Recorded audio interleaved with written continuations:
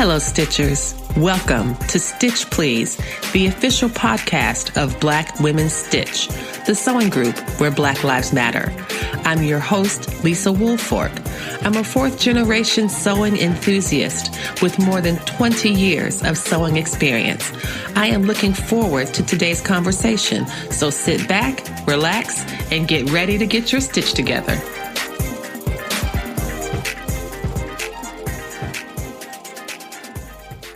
Hello, everyone, and welcome to the Stitch Please podcast. I am your host, Lisa Woolfork, and I am coming to you today with an incredibly amazing and talented and powerful organizer. Sarah Trail is a sewist. She is a quilter. She has a long history, despite her youth, in this industry. She had patterns and a book when she was very young, and now she founded the Social Justice Sewing Academy as an organization in 2017. Fast forward to less than 5 years later, and you get to hold in your hands this gorgeous book, Stitching Stolen Lives, the Social Justice Sewing Academy Remembrance Project. It is a gorgeous coffee table book that is more than just looking.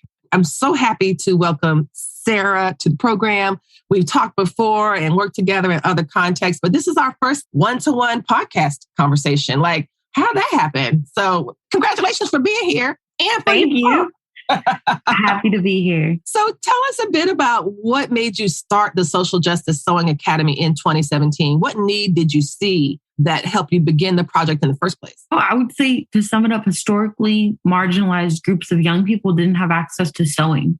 I'd say when you mix that with the lack of critical race theory, as they're currently calling it, in progressive education spaces, really just kind of a lack of critical curriculum that kind of allows them to tell things in their own lens and values their viewpoints and their experiences instead of just, kind of the banking model of here's the book, memorize it, regurgitate it back, pass the test. But really, let's create a creative space where they can not only learn, but they can create and they can write history and they can tell their stories and they can tell their lived experiences and they can create art that, has a purpose and a message and a voice beyond just the fact of creating art.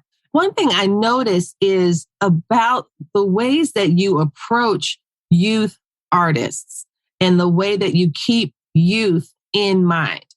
Do you believe that there's a certain responsibility for that to happen within art spaces in general? Like if we're going to try to pass the quilting down or the sewing down or the needlework down, we have to uplift young people? Or is there something else in addition to that that feels important to you about this?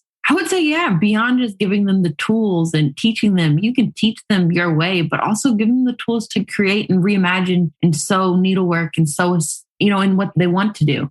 I think often teaching them the 1/4-inch seam and teaching them, this is how you do it. There's multiple ways of how you can do everything. But I think often sewing has a bit of rigidity that's been passed down. And in precision sewing, you can see it when you look at quilt shows and criteria and critiquing and judging, and there's a right way and then there's other ways. Sometimes just allowing young people to do the other ways and encouraging them while they do those other ways. And if they want to learn, the traditional way, they can. One of the things I always admired about your project was that I came upon it in a time of great need for myself.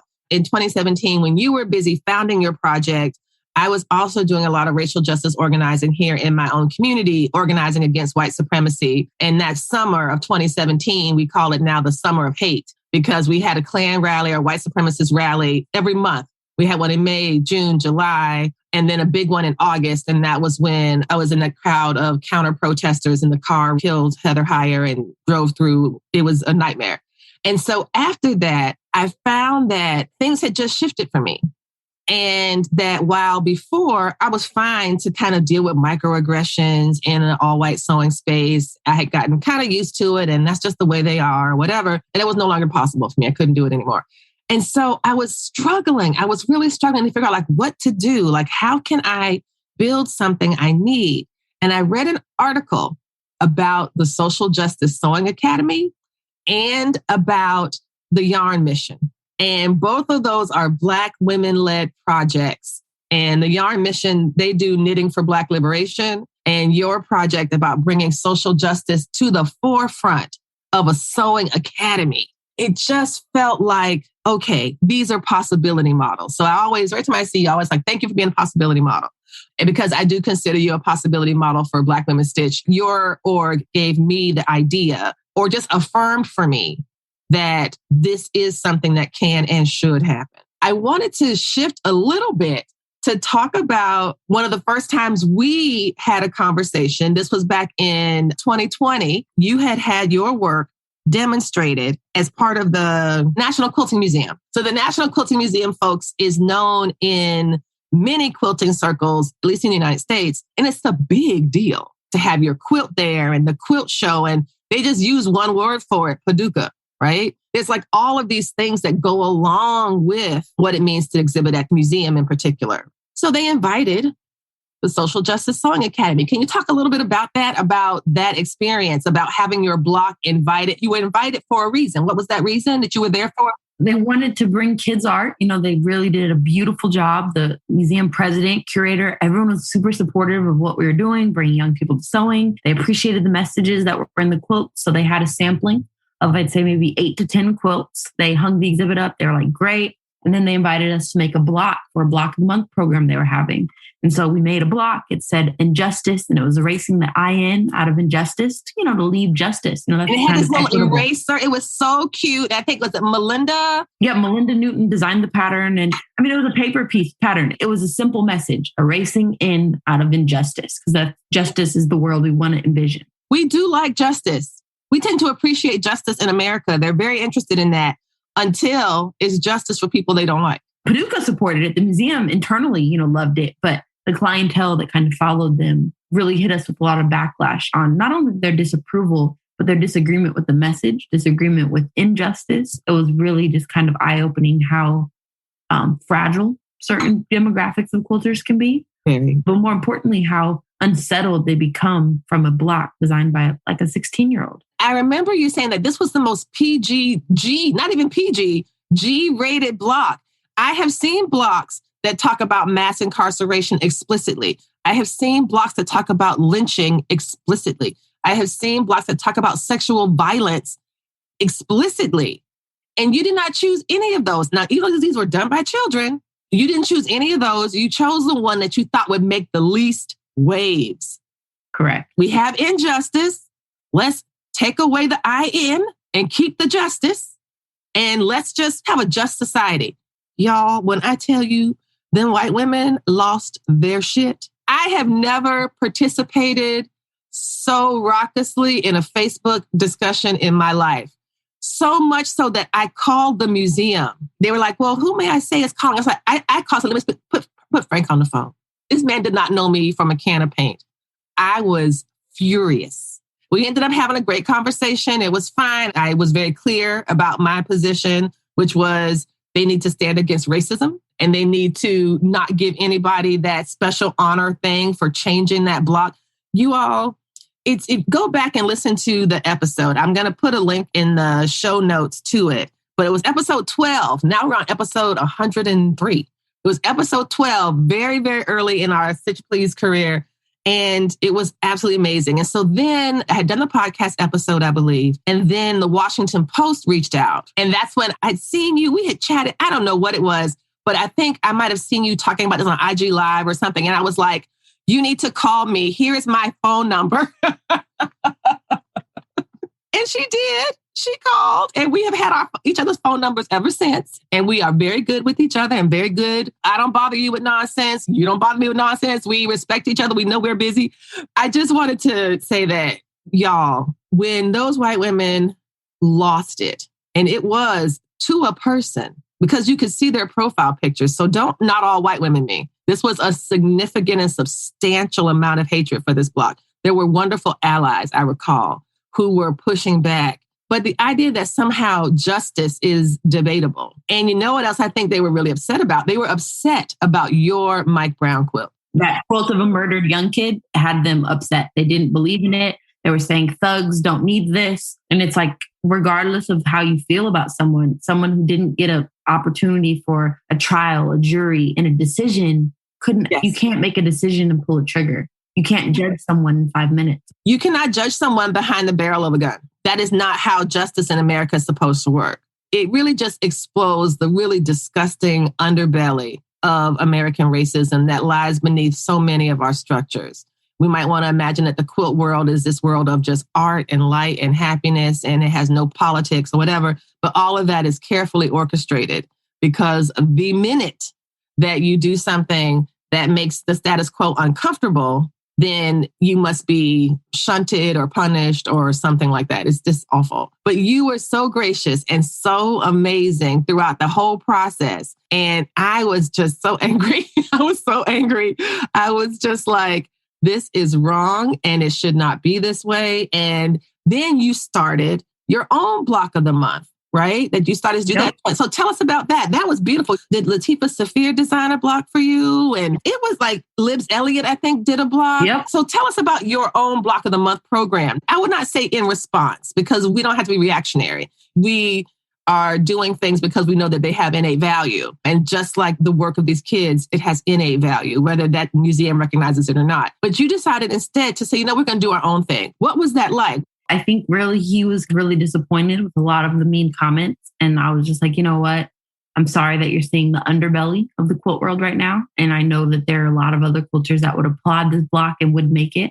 So I think other kids also were like, well, can I do a block of the month? Can I? And I'm like, you know what? Let's do our own series. So I definitely wouldn't say was made in reaction to, but really inspired from the negativity of like, but the people who did make it and then them posting it and the affirmation that comes from a young artist making something and then having it duplicated. Jealousy is like hate and love at the same time, but really more than jealousy, but copying someone is a really big form of flattery. I know that people who design things don't feel that way. Not the copyright kind, but if someone's saying, here's a free pattern, please make it. It's really affirming to see young people designs made by really talented adults and makers in general. And that was one of the things I thought was so wounding that completely got overlooked in that entire debacle was that a 16-year-old or a 17-year-old named Leland had made that block. Yeah. I remember his name because I ended up using an image of the block for a program that I did on anti-racist education. And so I made sure to credit him. But it was just like, y'all, a kid made this. Oh, but somebody's baby made this. And y'all are being really mean. I don't think they would ever say to that child's face the things they said about that block. Black Women Stitch and the Stitch Please podcast are happy to announce that we have another way to connect with our community. In addition to the IG Lives that we do every Thursday at 3 p.m., we also now have a club on Clubhouse. That's right, friends. They done messed up and given me the chance to have a club. Follow Black Women Stitch on Instagram and now on Clubhouse Thursdays at 3 p.m. on Instagram and 3:45 p.m. on Clubhouse Eastern Standard Time. And we'll help you get your stitch together.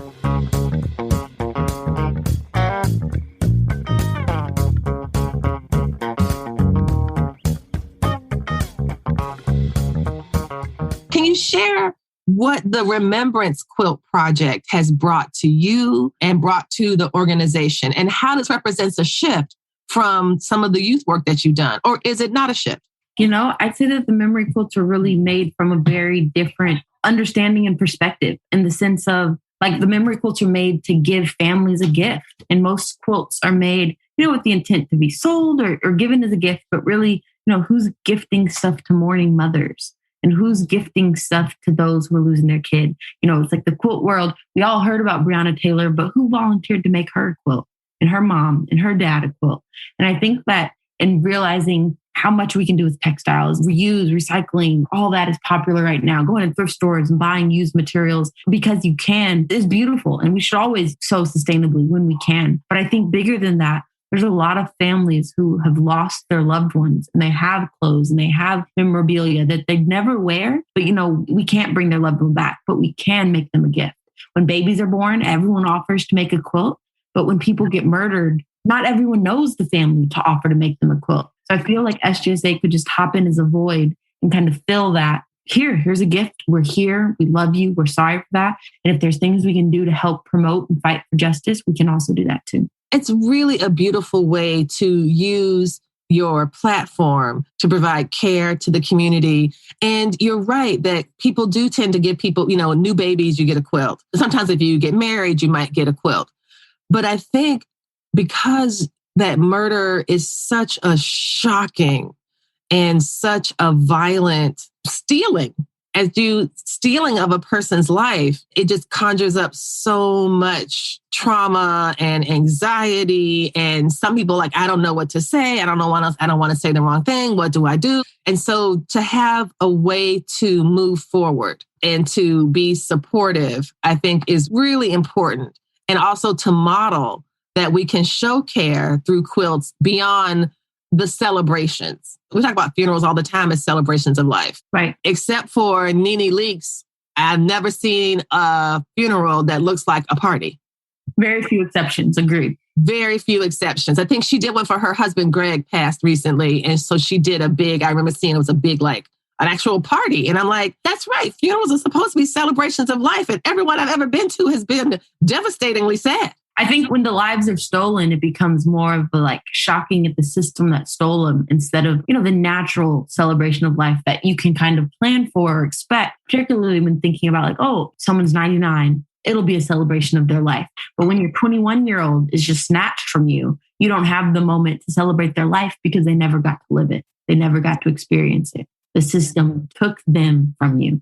And I think that a lot of the stories captured in the Remembrance Project book really are those stories. And it's like you hear about their last 5 moments. You might hear about their grades. You might hear about the one time they got suspended in middle school. But really beyond, the few negative things that media always likes to show to justify the murder, justify the lives being stolen.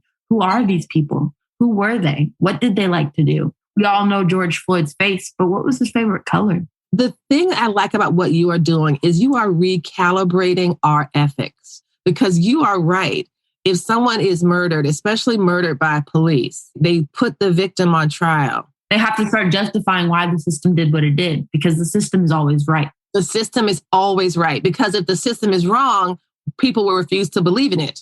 Correct. And if people refuse to believe in it, maybe it might be abolished or radically changed. For you to say, you know what, I care about this person's favorite color. This person lived. They were alive and they lived. Right. For the state to step in and the state agents of the way that the media helps to support these stories and circulate them, help to generate this whole sensibility that we have. For you to step in and say, you know what? No, we're not. That's not the story. That's not the story. We're going to retell it. Let's let the family tell the story. Because at the end of the day, families are the ones that are experiencing it, but they're never getting to tell the story on who their loved one is. I mean, I just look at these folks and it's heartbreaking because they're all younger. So many of them are younger than I am. So many. And it's really painful. It's really painful to see. I remember the way that you talked about the 4 categories that you use to honor folks. I'm just going to read a paragraph here, y'all. One goal of the Remembrance Project is to match the name of a victim with a volunteer who lives within a few miles of where the person was murdered. Therefore, volunteers are asked to research public information on the life that was stolen. Murder victims honored in the Remembrance Projects fall into several categories: authority, community, race, and gender. These are all of these people could be killed for, right? What was that process like? Like, how did you get to this requirement that if someone was going to do a Remembrance Project block, they had to be connected in some way to that location? Because I think oftentimes people think, oh, it's not in my community. Just because you might live in a gated, super safe, super primarily, affluent community doesn't mean that injustices aren't happening near you too. And I think if you just go 10, 15 miles to the left or to the right, or maybe north, or maybe even 30 minutes, but nearby where you live, injustices are happening. You just might not hear about it. So I think an intentionality aspect in the learning of the volunteers when making this, and it's an art project, it's quilting, but really it's a heart project. It takes a lot to research and figure out what colors are. It's not simple. It's not like quilting where you're given all the instructions up front. It's really, you have to do it yourself and do the learning yourself and do the research yourself. And I mean, it's emotionally draining. It's a hard process. I've heard from so many volunteers how emotionally drained they were and how it took them longer than most things. And it's like, imagine the pain of that exacerbated by 1,000-fold. That's how these families are feeling. That's how these communities are feeling. And this is one of the reasons that I just am so moved by the project, because of the ways that something I've been thinking a lot about lately is Kevin Quashie, I'll put the link in the show notes, y'all, has a book called Black Aliveness on the Poetics of Black Being. His critique is that we spend too much time in the academy, of which I am a part as a scholar and a professor, talking about Black death, Black necropolitics, negativity. So basically, he's trying to shift from anti-Blackness to Blackness. What is Blackness? Blackness is way much more than just survival, right? We do more than survive. We have full, rich lives. These babies, these kids have full, rich lives. If only you give them the chance to grow. It's like our kids sometimes become ancestors before they've ever had a chance to become adults. And you have these mourning families who are mourning the lives of young people, their own future being stolen from them. You've just done such a beautiful job of kind of tapping into a way for all of us to hold community responsibility for caring for these families, full with the knowledge, with the scary knowledge that this is something that could happen to someone in our family. This idea that this is not my problem, not my backyard, I don't have to deal with this kind of thing. This kind of thing is living in America. That's the kind of thing it is. It's not uncommon. I'm wondering, I guess, about the life of the book now. What has your life been like now that the book is, I know you were working on it for quite some time, but now that it's here, what's it been like? It's been like, wow, I'm really happy that we have the final culmination, be able to show people, I think more than just making the book, it's about encouraging people to, be a part of the project. The book, as much as it is a display and art gallery of what is, it's also a call in to invite quilters in and to invite people to join, because the amount of families that are waiting for quilts compared to the amount of volunteers is like 10 to 1. And I'm saying that generously. It's more like 100 to 1, because all the names we have of quilters, we sign them as they come out. But it's harder to get quilters to commit to make a quilt than it is to get families who are calling, I've been killed, my cousin, it's like the communities of these people who've been through, this is like there's, collective group, they know each other. They're mourning together and they're grieving together and they're fighting for justice together. And they're sharing, I just got this remarkable gift. And then 4 other families call. And it's like really to invite quilters. This is the project. This is the purpose. This is the impact.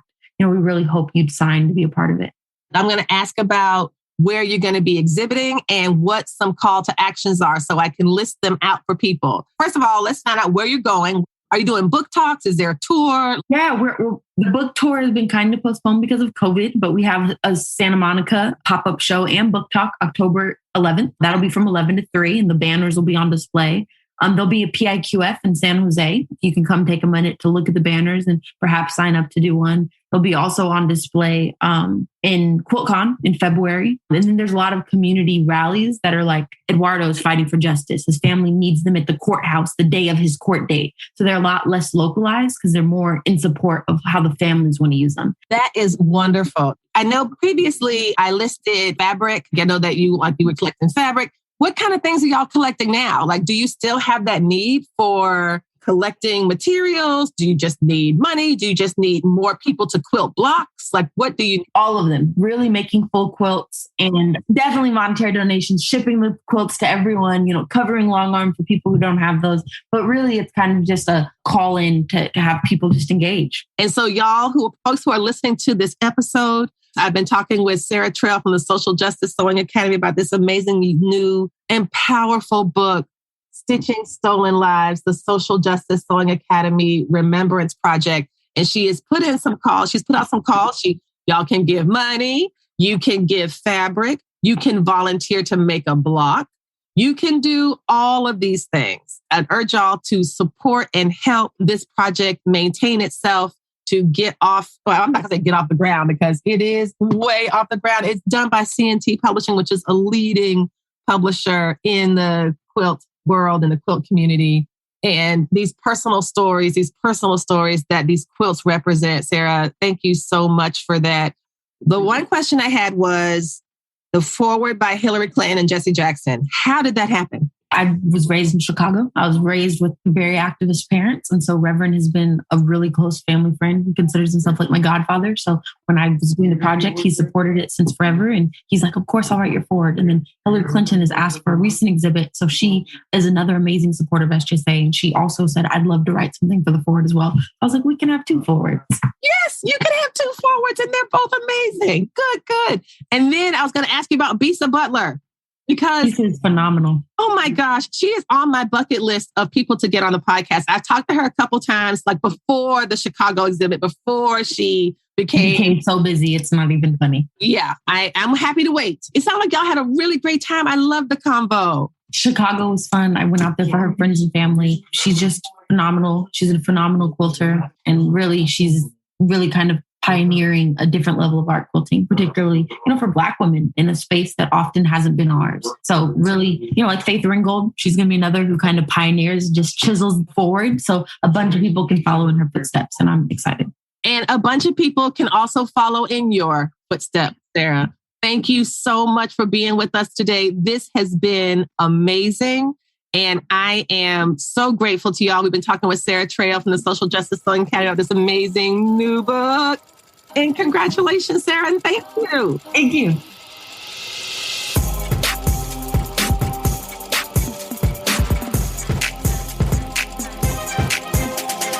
You've been listening to the Stitch Please podcast, the official podcast of Black Women Stitch, the sewing group where Black Lives Matter. We appreciate you supporting us by listening to the podcast. If you'd like to reach out to us with questions, you can contact us at blackwomenstitch@gmail.com. If you'd like to support us financially, you can do that by supporting us on Patreon, Patreon. And you can find Black Women Stitch there in the Patreon directory. And for as little as $2 a month, you can help support the project with things like editing, transcripts, and other things to strengthen the podcast. And finally, if financial support is not something you can do right now, you can really, really help the podcast by rating it and reviewing it anywhere you listen to podcasts that allows you to review them. So I know that not all podcast directories or services allow for reviews, but for those who do, for those that have like a star rating or just ask for a few comments, if you could share those comments and say nice things about us at the Stitch Please podcast, that is incredibly helpful. Thank you so much. Come back next week and we'll help you get your stitch together.